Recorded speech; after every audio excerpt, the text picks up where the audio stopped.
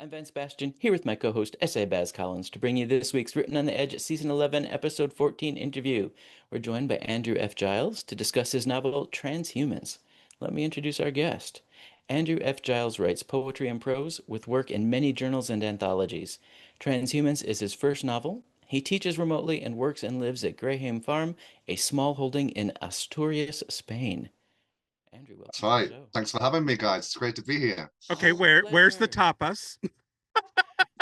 Oh yeah, I'll bring the platter immediately. Okay, there you go. There you go. Yum. So, I come from a farming background. My grandfather was a farmer. He had 80 acres and a herd of black Angus cattle. So I Wow. know how much of your life that takes up. Where did the passion to write come from? Like, where did you find the time and the Yeah, energy and the the time more inspiration? than anything. I guess yeah, you're right. Having a small holding takes up loads and loads of time. It's yeah, it's pretty all consuming. But that also means that you don't necessarily have a network like an urban like you might have with an urban network, right?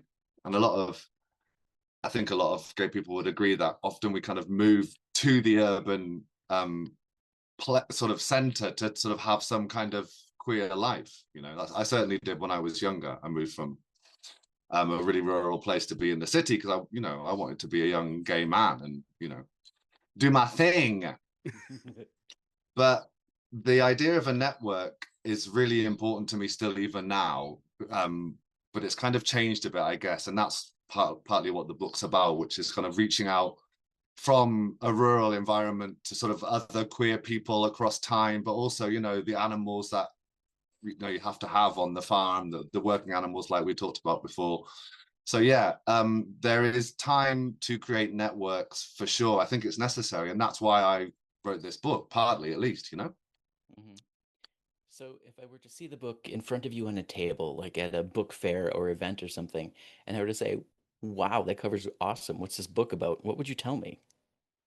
I would tell you, I mean, I think it's supposed to be called speculative fiction. I think that's the official genre, but really it's quite a poetic book. I'm a poet. That's what I write mostly is poetry. So it's a pretty poetic sort of meditation on what we mentioned before, this kind of reaching out for a network in real time and across time, but also a meditation on the work that goes into, you know, living the rural lifestyle, I guess. It's yeah, the putting the work in network. That must be my tagline. That's awesome. It's really cheesy. So, as I was poking around at it, I saw the reason it earned speculative fiction is it's kind of a post-world book, right? It has like a variety of queer characters in it, and they're not all in the same time frame or the same time period. So there's kind of prehistory, sort of Spanish Civil War time, a kind of present, but or near future when it's not really speculation that the planet runs out of water, food, humans are having a hard time. That's kind of already happening. And then a sort of a more distant future. So yeah, it's sort of set in various times, and I think that's lends it also a poetic aspect because it kind of moves between them, I hope. Mhm. Is their queerness the only thing that ties them together, or are there other themes that appear in all of their lives? Well, that idea of the working the land, being stewards of the land, and I consider that um, sort of phrase, steward of the land, to be quite important in the sense that you know the land doesn't belong to us. Often we're on stolen land. I think in previous podcasts, some of your um, other writers have spoken about that, especially sort of in the United States, for example. But we're all really in some way on stolen land or land that doesn't. I'm British living in Spain. This land doesn't belong to me anyway at all. I'm not a local or indigenous to this place. Hmm. So I'm just here to work with the land to sort of preserve it for hopefully future generations. That's how I see it anyway. I love that. Do your characters, again, speculative fiction often sometimes either has like a science or a magic to it. Do your characters have a sense of each other's lives, or is it merely us as the viewers seeing their lives and the cycles their lives go through? Oh, that's a cool question. Yeah, I think they do have a sense of each other's lives. I think there's an element of sort of communication across time for sure. Maybe not Formally, conversation. yeah, Mm. yeah, not a formal way of Yeah, not like communication. a dialogue necessarily, but there's definitely connection. And I do, I mean, I Can I be poetic for a second? oh please do. Do they leave their messages in the land? That's it. You got it. Nice. Ding, ding, ding, ding. Done. Also, there's a sense, sort of, what was I going to say? For example, I like to meditate, and there is a sense when you meditate that you are reaching out to sort of ancestors. And I think working on the land is a bit like a meditation. So maybe there's something of that in it too. Like you say, leaving messages in the land. Well, there's a sort of meditative quality to working the land that sort of allows you to imagine other people doing the same thing, and importantly, other queer people, because we do belong in a rural environment, whatever anyone might say, Yeah, we're often created there. right? Right. Well, many of us are, but then we kind of feel we have to leave, or we don't feel comfortable, or there are so many variables in which, Yeah. across different kinds of peoples, and when we're just not made to feel welcome, right? Right. Right. Exactly. So, and you can answer this either from the framework of your novel or your personal life, but as a queer person, returning to what I don't want to say feels like rural isolation, but solitude, maybe a better word. How do you maintain that network, or how do your characters maintain that network? Would you prefer if I answered for myself first, maybe, because that might be more, I don't know, more useful, maybe. Absolutely. How It's do your I show. maintain? Well, uh, maintaining a network for me is not necessarily only human contact. I would say that's number one. Mhm. So yeah, sure, it's human contact is fundamental, absolutely. But there are other ways to feel like you're within a network. So that's we mentioned before, being surrounded by badly behaved animals, for example. I mean, are my Jack Russells making an appearance here? No, but my dog is sort of shifting around a bit. Um, network of the non-human. I think that's the fashionable term, the non-human. But animals. But I'm surrounded by seasonal changes. My garden, trees, other wild animals, the bears and the wolves and the roe deer and the foxes that might try and steal my chicken. So the interactions or the network is not. It's not sort of there is this kind of vision of bucolic nature, right? Where the pastoral vision of it all being really rather lovely, perhaps sort of, long-limbed gentlemen sort of lolling around in a garden, which would be really, really nice. But it's not that, is it? It's sort of hard work, and it's Mhm.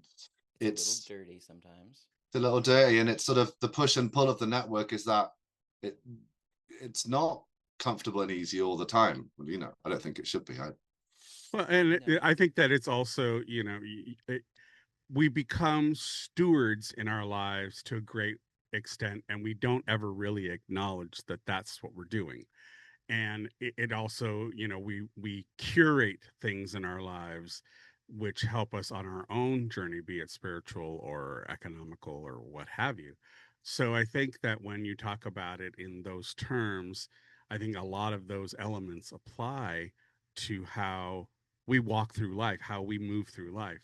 My dad used to always tell me, life is like walking through a forest. Some people will join you on your journey. Some animals could, they may see something that takes them in another direction. It's not a reflection of you. It's just that's their journey. And so when you get that kind of information, at least me, from father to son, and he grew up on the reservations here in the States. So I Mhm. got a lot of that native ancestral knowledge. And the way he explained it, I never then ever, had a problem with people who could disappear in my life, because it became very, very apparent to me that this was what was in play. And so I never took it personally. I mean, if we had Right. a falling out, we had a falling out. But I'm saying if they just kind of wandered off, you have to give people their license to do that. And I think that's part of that network, is that you just have to recognize where you are and what you have around you. And that's what you have to work with in the moment and live in the moment. Don't you think? Yeah, yeah, that's really beautifully put. And maybe sort of the metaphors of the natural world are really useful to help you sort of move through the world, like your father, as your father was sort of teaching you and telling you, which is really beautiful. Yeah, I think it reflects sort of the cruel and beautiful realities of life are reflected really well in the natural world. And I think one of if the you want reasons to see them. yeah, and I think the reason why you put it in the forest is because primordially, or within our DNA, forests have that ability to obscure and to reveal, and so it kind of is a great place to put people's mindset in, to understand why, especially nowadays, you hear a lot of the kids on YouTube and stuff talk about how lonely they are and how they don't have the social circles and the social nets that we grew up with. And for me, it's baffling. I just think to myself, I interviewed some kids at Pride, and I asked them, how did you guys, come to Pride together? And they just kind of went, oh, I work with her. But it was like there was no real connection. It was like, yeah, no and it's no sense of network. Yeah, and it was truly shocking. It was like, wow, that's not a meme, that's a thing. It was really shocking for a Gen Xer to like see this in action and go, how are you kids dressing yourselves in the morning? You know what I mean?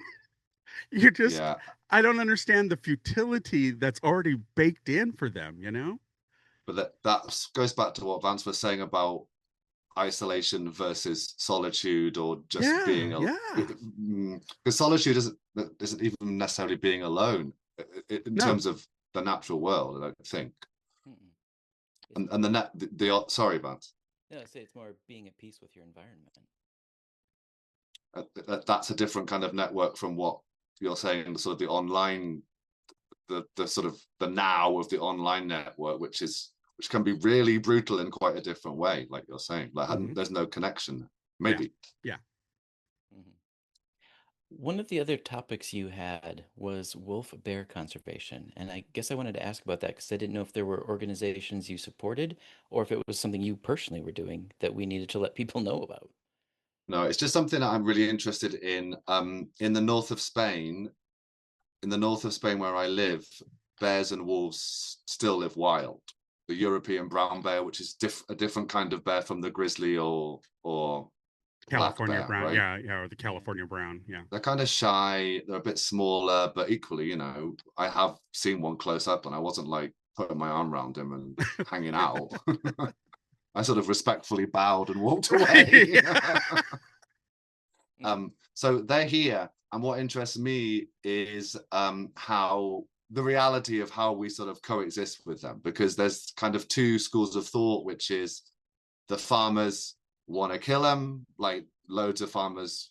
They have their absolute, fair points about why, culling wild animals can be a good idea. On the other side, there is sort of animal rights activists, often urban-based, who just don't want to have any harm done to any animals. So there's some kind of reality in the middle of that, within which we coexist with the bears and the wolves. And the way that many people are trying to do that in the north of Spain is by having the traditional guard dog, which is called a mastiff, a Spanish mastiff. I also have one. He's the finest example in the whole area, of course. And they when they're puppies, you put them with the livestock, and they immediately, or over a short period of time, sort of will stay and fight for the death for that livestock. That's the best network, a network of working dogs to have. It's just not everyone's doing that, and it's not necessarily happening because there's not enough government support, or the animal rights activists think it's cruel, or the farmers don't want to pay for it. So that's really what I wanted to bring up, sort of that very typical situation in a rural environment where nobody is agreeing on important things to keep the ecosystem alive. Agreed. You know, I live in Wisconsin in the United States, which is like north of Chicago. And since I was a teenager, there's been a timber wolf um, preservation network that I've Mm, often donated. Like I donate to every year. mm, Even had the license plates for a while. And they finally made a comeback. You know, there are enough awesome. wide open spaces in the north part of my state for them to actually live and roam. What we had to do, we as a state, is train the farmers to protect their lands with fences and things so the Yeah. wolves would go back north. So they would go back to lands where they could run safe. But it is a question of people working together. And I don't know Yeah. what it's like in Wisconsin, but in northern Spain, it's not happening yet. But there are mastiff organizations and farmer organizations, and people are doing things. There is community working on it, but Hmm. I mean, we have the same mix. We have some farmers who believe that their rifles are the right answer, you know, and then we have others who believe, no, this fence thing is working. Let's keep up with that. So it's a mixed yeah, bag, but for the most part, we're seeing the wolf numbers come back up to something a little more natural. that's wonderful. Hmm. It's taken how many years though? 30 years that I've been paying attention Oh to it. yeah, yeah, yeah, yeah. And it's It's a not long. been fast. You're in it for the long haul if you're in all of that. Yeah. It's not something that you just go, oh, here's a few dollars, bye. You know, I mean, And if it's something that you're passionate about, you're going to be involved for that period of time, and you realize that every little bit matters, especially when you have these organizations that are out doing that kind of work. It Hmm. matters in what they're trying to accomplish in this kind of discussion that we're having here. Um, and so when you do contribute, I think people should do it with intention, not just a guilt complex saying, "Oh, I'm going to give you a few dollars. Now you can go away and I'm good." Kind of that there's actual involvement, and at least, as in Vance's case, he kept up with it, is watching what the returns are on him donating his money and time and what have you. But I think a lot of people have a guilt factor built in, and they yeah, will throw money at it thinking that is the be all end all. But sometimes it's the communication between humans that actually and the has a great, listening, maybe. yeah, yeah, The yeah. listening Hmm. and involving the right parts of the community you wouldn't think to involve. Like I think in our case it started to work because we involved the hunters because the wolves are a very natural part of the life cycle of the deer up here. Yeah, yeah, And the problem was we had a deer overpopulation issue. yeah. Like they couldn't control it through hunting. And so it was about a 10-year education period where when people would renew their hunting licenses, they would learn about the wolf population. Don't shoot the wolves. The wolves will help you control the deer. That will help the deer stay healthier, reduce the disease among the deer herds, you know, I mean, balance. there is no better way of healing an ecosystem than having, the correct predators such as wolves within it. Well, I and wonder, sorry, Vance. educating the people who are taking advantage of it. Yeah. Yeah. Go ahead. You were I, talking about. I was just wondering how much in Wisconsin and other parts of the states indigenous elders are being consulted about this Not because as they're much the as ones you, that know. coming from that community, not as much as you would think. No, Huh. the tribes here have a bigger fight in terms of their religious lands. And I will say our historical society has done an amazing job of trying to preserve their remains. Like, let's say a business buys land and unearths it and oops, finds human remains. Our historical society will do their best to put a stop to construction, protect the remains as best as possible until they can either be put in a vault that only the tribe has access to, so they Right. can pull them out for ceremonies, or somehow get the company to build around that site and mark it off as, preserved land. But that's the fight the tribes are having up here. I don't think they're involved much in the wolf stuff yet. They're still fighting for their own heritage. That said, back to your book, is there something about transhumans that we didn't think to ask that you want people to know? That's the title, maybe. Yeah, what's that? Um, yeah. Transhumance. Have you guys heard of that term before? It's the ancient farming technique of moving livestock across the sort of seasons from low pastures in the winter to, because I live in a mountain community, to high mountain pastures in the summer, it doesn't only exist in Spain, it exists in loads and loads of different parts of Europe and in the world. But I mean, traditionally there were huge herds of, you know, sheep, goats, cows being transhumanced. That's not a word, don't ever say that. Being moved across the land up into the mountains or down into the valleys. So that's the title of the book, and that's what transhumance is. And I live in a transhuman community still. It's still happening now. But also the idea of movement within that prefix, I think, is really important, especially for our community, ever more important for our community. So without wanting to use that prefix as anything related to me or necessarily even my novel, I think it's, you know, it's part of our community and, you know, is a beautiful and crucial part of our community. Now I'll translate for the gays. Brokeback Mountain is an example of what he's been talking about. So all the gays go, oh, that, okay. Yeah, that's it. Yeah, exactly. Yeah. But I mean, you're right. Life, nature, everything is always in motion, and it follows a cyclical pattern. You know, the seasons in your case. Yeah. Beautiful. Yeah. Are you ready for our get to know you questions? Oh yeah. That's the most enthusiastic response we've ever had in the 11 years we've been doing this. Good.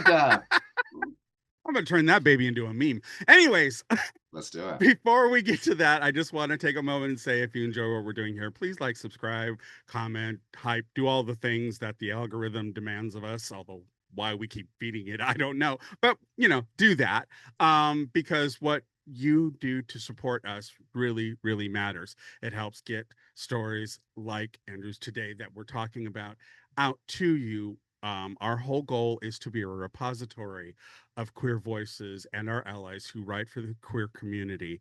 And we want to have a place where if you're looking for your next media choice, hey, let's go check out who the Rope guys have talked to.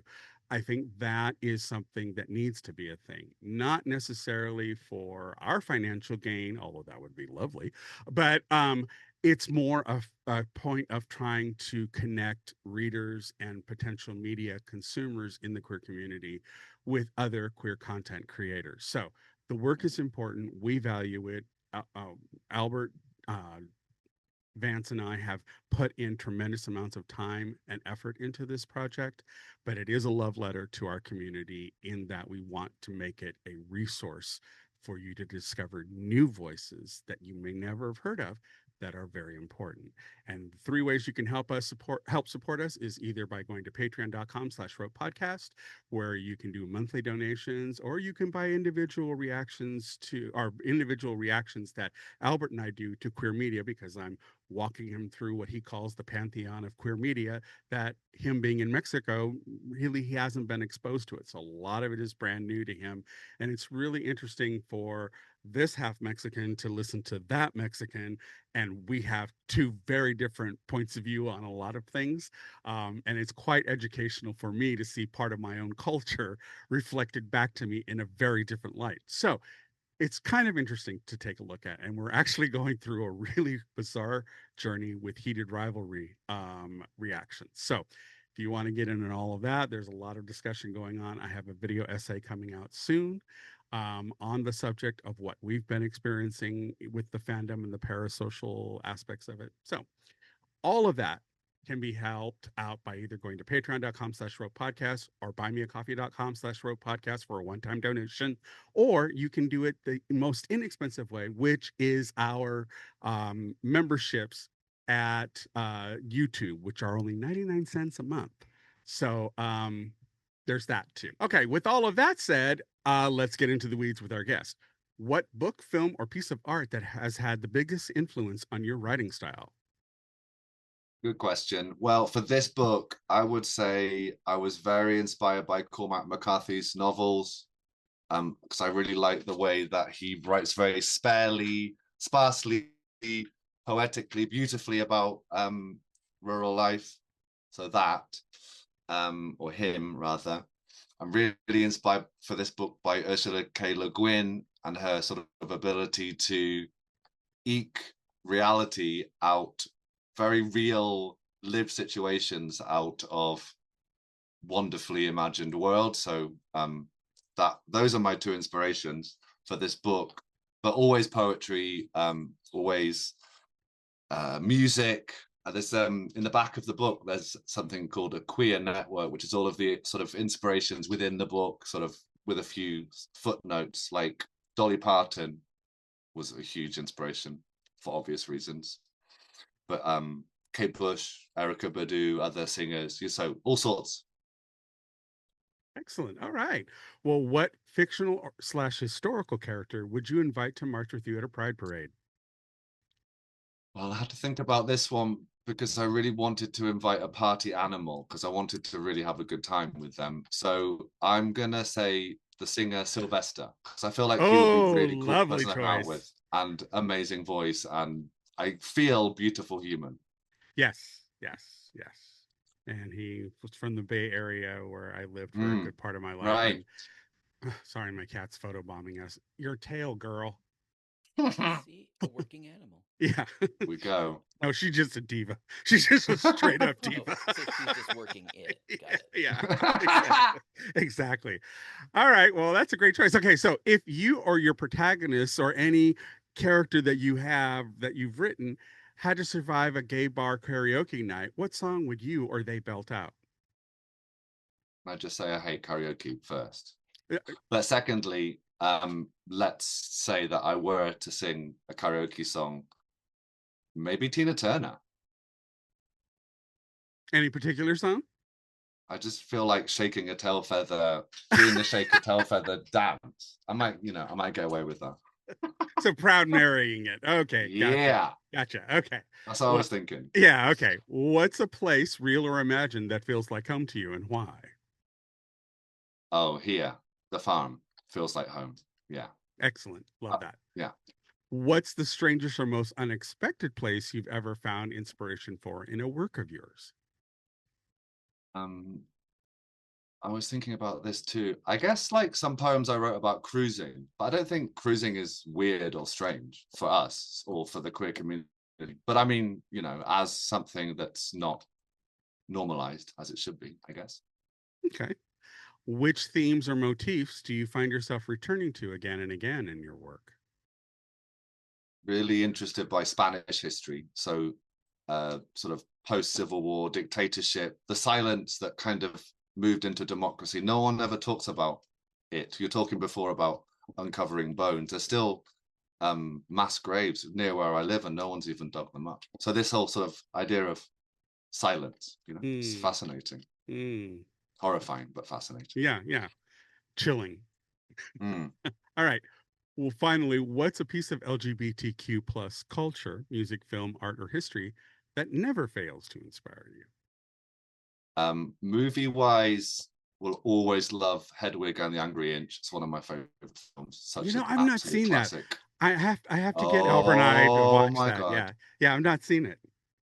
I really feel like you would love it. I feel like you would love it. A reaction video that you could react to? Yeah, it's rare. I have like over 1,000 queer films, literally queer films, in my collection. So, I've got, but yeah, I have that. I just have never watched it. So, I know of it. It started to feel too mainstream. Is that why I didn't watch it? Was it sort of everyone was talking about it? I'm such a media whore when it comes to queer media that I buy so much. It's like, and then I do the podcast. I have other things. It's like, I don't have time at the time. And now I'm reserving watching things so I can watch them with Albert when we do the reactions. So, that may have been, but now that you said that, I'm now pushing it forward on our list because I have not seen it and I know he hasn't. So we can both see it together. So there you go. Hope so. Yeah. I also, the other couple of things, sorry, I wanted to say was the series Transparent, which I love. I think it's like, obviously became controversial, but it's a beautiful series. It's so beautifully made. I really love that. And it's really funny. And then when I was a kid, I just my sort of queer literary awakening was Gore Vidal. Like, I just thought he was a legend. I don't think he was he was quite a sort of bitchy guy, but he was, he really was my a queer husband adores awakening him. for Yeah, me. my husband adores him. So trust me, I know of what you speak. Mm, mm. Well, bravo, you made it through our list. Oh, thank you so much. Licorice sticks and jelly rolls. What's up next for you? What are you working on? I'm working on a collection of poetry. Hasn't got a publisher yet, but I hope it will soon. It keeps on getting shortlisted for things, but you know, it's one of those things of always, what is it? Always the bridesmaid, never Never the the bride. bride. Yeah, yeah.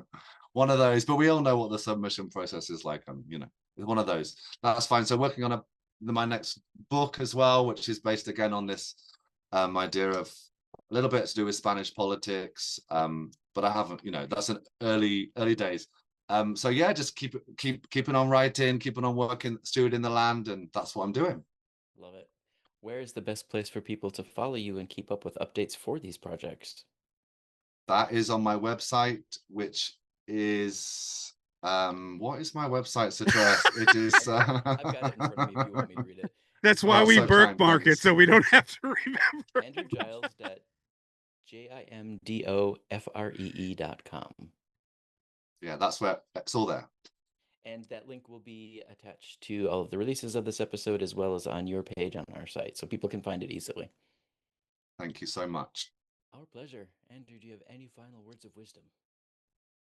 Oh no, I have absolutely zero words of wisdom, but I do say if you can garden, get a garden. If you can plant something, plant it. Amen. There you go. There you go. All right, fans, friends, and listeners, we'd like to extend a huge thank you to Andrew F. Giles for joining us. Andrew, thank you again so much, and thank you for your flexibility today. Oh, thank you guys so much for having me. I think this podcast is amazing, so keep up the good work. Thank you so much. Thank you. We at Written on the Edge are proud to introduce you to new media by queer content creators, so if you enjoy learning about new artists or hearing our thoughts on entertainment media, please like and subscribe so you get the alerts for new episodes. Our show was produced by Ravens Media.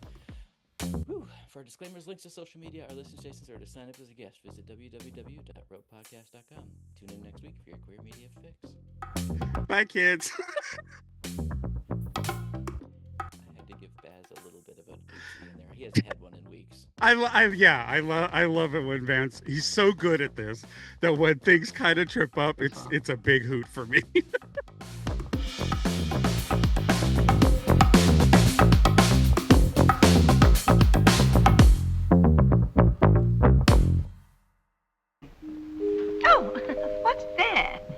Closing time. The bums rush in melody, dear.